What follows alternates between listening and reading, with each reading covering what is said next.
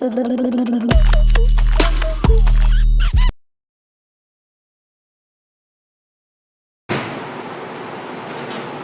to Base Learner. Today we are discussing about our new chapter, that is matter in our surrounding. First of all, we know what is matter. What is matter? Matter, we are all surrounded with matter. Air is also a matter. Solid is also a matter. Liquid is also a matter. These all matter have a different properties.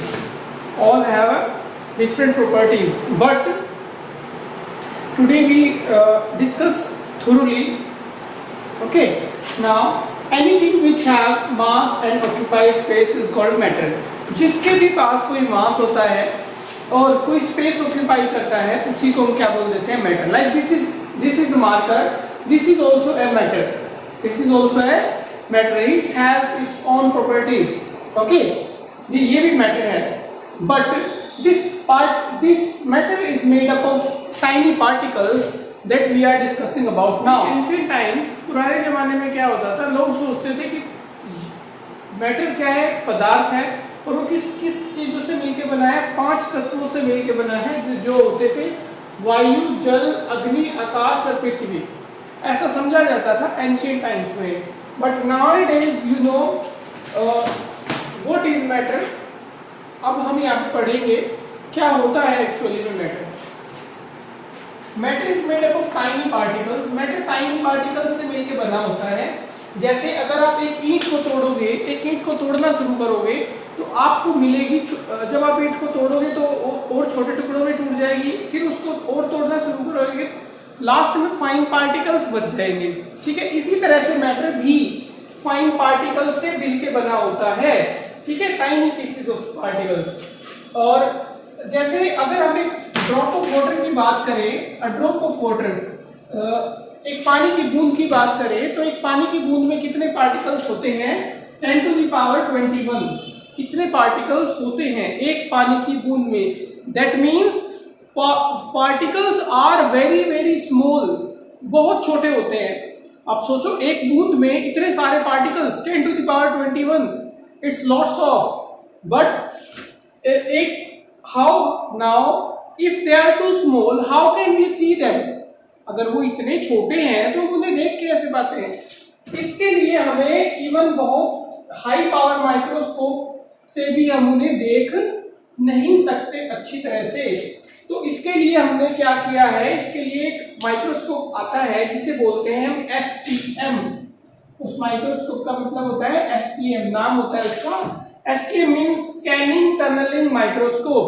इससे हम उनको देख सकते हैं. ये special type का microscope होता है जिससे हम उन्हें देख सकते हैं, पार्टिकल्स को. नाउ अब उन पार्टिकल्स को हम बोलते क्या हैं, दे आर एटम और मॉलिक्यूल. ओके, एटम या तो फिर वो एटम होंगे या तो फिर वो क्या होंगे, मॉलिक्यूल होंगे. जब एक प्योरेस्ट फॉर्म होगी किसी भी चीज की, कोई प्योरेस्ट फॉर्म होगी तो वो किससे मिलके बनी होगी, एटम से मिलके बनी होगी. और मॉलिक्यूल का मतलब होता है जब दो डिफरेंट एटम या फिर सेम एटम एक दूसरे से कंबाइन हो जाए किसी बॉन्ड से, एक बॉन्ड बना ले अपने आपस में. जैसे अगर हम यहाँ पे बात करें तो हाइड्रोजन ने आपस में क्या एक बॉन्ड बना लिया है, तो इसकी वजह से इन्होंने एक मॉलिक्यूल बना लिया है H2, हाइड्रोजन गैस का. ठीक है, तो ये क्या हो गया, एक इन्होंने बॉन्ड बना लिया है.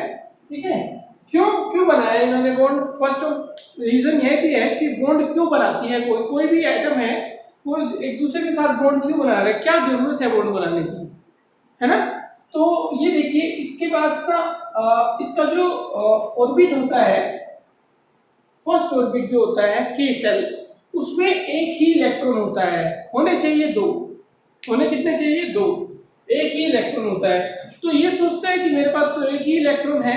ठीक है, तो ये क्या करता है, उस एक इलेक्ट्रॉन के साथ क्या करता है, 2 होने चाहिए. तो ये क्या करते हैं, दूसरा हाइड्रोजन आता है इसके पास, बोलता है कि भाई तेरे पास भी एक इलेक्ट्रॉन है, मेरे पास भी एक इलेक्ट्रॉन है.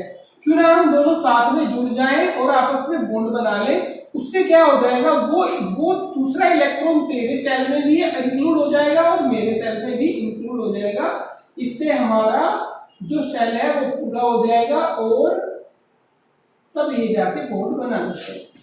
ठीक है, और इस बॉन्ड को जब कोई इलेक्ट्रॉन शेयर करके बॉन्ड बनाता है तो उसे बोलते हैं कोवलेंट बॉन्ड। तो इसीलिए भैया मॉलिक्यूल बनाने की जरूरत पड़ी थी। समझ में आया? मॉलिक्यूल क्यों और एटम कहाँ मिलेगा, जहां प्योरेस्ट फॉर्म होगी। जैसे कॉपर की वायर आप देखोगे, जब आप एक वायर को छीलते हो उसके अंदर से कॉपर निकलता है, तो जो उसमें मिलेगा आपको एटम, क्योंकि वो प्योरेस्ट फॉर्म है। राइट, समझ आया आपको यहाँ पे? नेक्स्ट अब हम करेंगे कैरेक्टरिस्टिक्स ऑफ मैटर। क्या क्या कैरेक्टरिस्टिक्स होती है मैटर की। About characteristics of matter.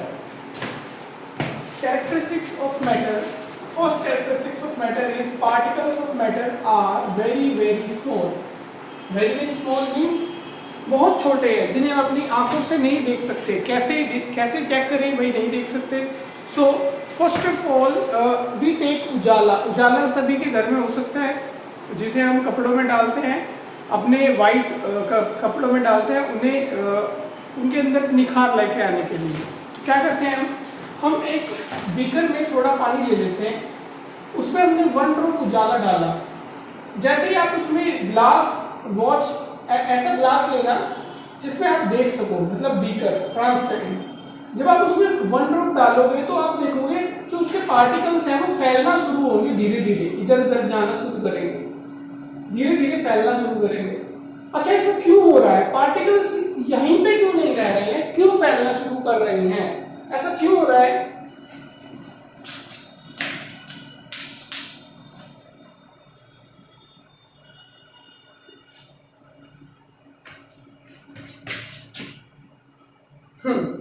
ऐसा क्यों हो रहा है? वो पार्टिकल्स इधर क्यों नहीं रुक रहे हैं? क्यों? This process is called diffusion. इसे क्या बोलते हैं? डिफ्यूजन बोलते हैं। क्यों क्यों हो रहा है? To maintain the concentration, concentration को मेंटेन करने के लिए। What you mean by concentration? Concentration का मतलब होता है एक जगह पे किसी चीज की बहुत ज्यादा मात्रा में किसी पार्टिकल का होना। ठीक है, अब जब एक जगह पर कोई चीज बहुत ज्यादा मात्रा में होती है तो ज्यादा मात्रा से कम मात्रा की तरफ फ्लो करना शुरू कर देती है। तो ये देखिए, the movement of particle from high concentration to low concentration is called diffusion. तो इसे डिफ्यूजन बोलते हैं जब यहाँ से हाई कंसंट्रेशन से लो कंसंट्रेशन, मतलब यहाँ पे तो उजाला था ही नहीं ना, उजाला की डेट तो यहाँ गिरी, अब यहाँ से पूरे में फैलना शुरू होगी। कुछ देर बाद देखोगे आप, 1 मिनट बाद, 1 मिनट बाद क्या होगा, वो उजाला की जो ब्लूनेस है, जो उसका कलर है, वो पूरे में फैल चुका होगा। अब होल वाटर क्या हो जाएगा, पूरा का पूरा हुआ पानी क्या हो जाएगा, ब्लू हो जाएगा। देखा आपने? देखो पार्टिकल्स इसके अंदर थे, इसके अंदर, यहां से पूरे में फैलने की प्रोसेस को बोलेंगे डिफ्यूजन। क्यों? क्योंकि यहाँ पे हाई कंसंट्रेशन है भाई, यहाँ पे हाई कंसंट्रेशन है, यहाँ पे तो था ही नहीं, तो यहाँ पे फैला। वो क्यों गया? क्योंकि वहां पे ब्लू कलर नहीं था। तो हाई कंसंट्रेशन से लो कंसंट्रेशन में मूवमेंट होगी। ये आप अपने घर पे भी देख सकते हो। हालांकि इसकी जगह पे पोटेशियम परमैंगनेट ले सकते थे, लेकिन मैंने नहीं लिया। क्यों नहीं लिया? मैंने लिया उजाला, ताकि आप अपने घर पे भी करके देख सको। बिकॉज साइंस को हम खुद से भी सीख सकते हैं। अब ये पूरा पानी जो हो गया ये ब्लू कलर का हो गया, ठीक है। अब हमने क्या किया, इसमें 10 मिलीलीटर और पानी डाल दिया। उससे क्या हुआ, थोड़ा और पानी बढ़ गया। बढ़ने से क्या हुआ, पानी बढ़ा, लेकिन क्या ये ब्लू कलर जो है ये ब्लू कलर और फैला, ठीक है, और फैल गया। ठीक है, हमने इसमें 10 ml वाटर और डाला, ठीक है, और फैल गया। फिर 10 ml डाला, हम लगातार ऐसे ही डालते रहे, फिर भी क्या रहा, उसका कलर फैलता रहा। ठीक है, कलर उसका फैलता रहा, मतलब keep on spreading, particle spread करते जा रहे हैं। क्यों कर रहे हैं spread? To equalise the concentration, concentration को मेंटेन करने के लिए, ताकि यहां भी उतना ही रहे, वहां भी उतना उतना ही रहे। तो कंसंट्रेशन को मेंटेन करने के लिए जब पार्टिकल्स हाई कंसंट्रेशन से लो कंसंट्रेशन की तरफ मूव करते हैं तो इस प्रोसेस को बोलते हैं डिफ्यूजन। बट हम तो पार्टिकल्स को पढ़ रहे थे कि वो बहुत छोटे होते हैं, राइट? तो वो बहुत छोटे होते हैं तभी तो वो स्प्रेड करते जा रहे थे लगातार, और हम उन पार्टिकल्स को आप इवन देख भी नहीं सकते, लेकिन वो फिर भी फैलते जा रहे थे, राइट? तो ये थी property, particles of matter are very very small. Okay, particles of matter have space between them.